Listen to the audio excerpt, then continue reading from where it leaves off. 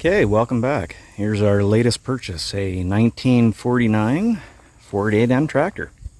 And this is a very nice tractor. So the gentleman I purchased from actually collects Ford cars, and he wanted a very good original tractor to restore. And that's very much so what this was, and is. Okay, so before I get too carried away with unloading the tractor here, I'll at least tell you the story. So a friend recommended to a friend of his that he get a hold of me because he knew I'd be interested in buying this tractor.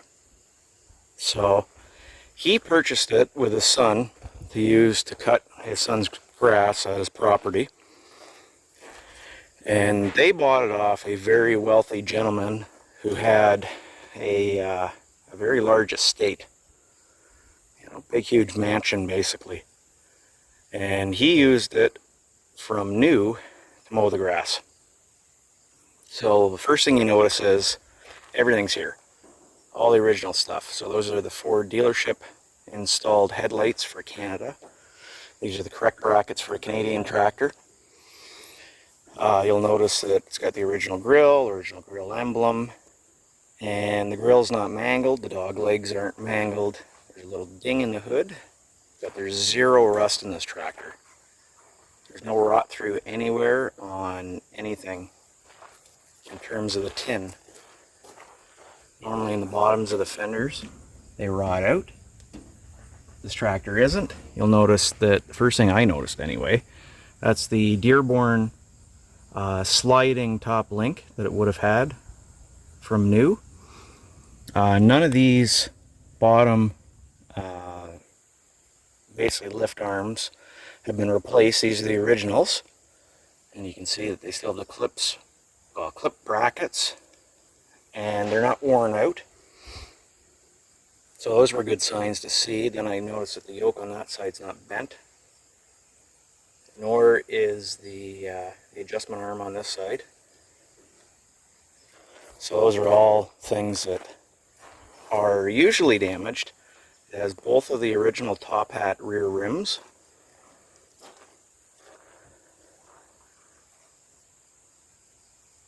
The tractor's just in really good shape overall.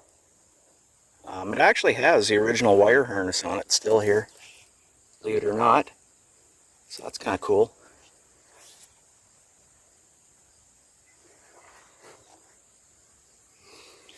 So anyway, that's kind of the story of this one. I'm not going to be keeping this tractor in the long term, but I will revive it and get it running again and operable. And I'll fix a few things it has wrong with it. You know, we'll put a pair of tubes in the front tires and we'll tune it up and we'll get it running good. I'll change all the fluids in it.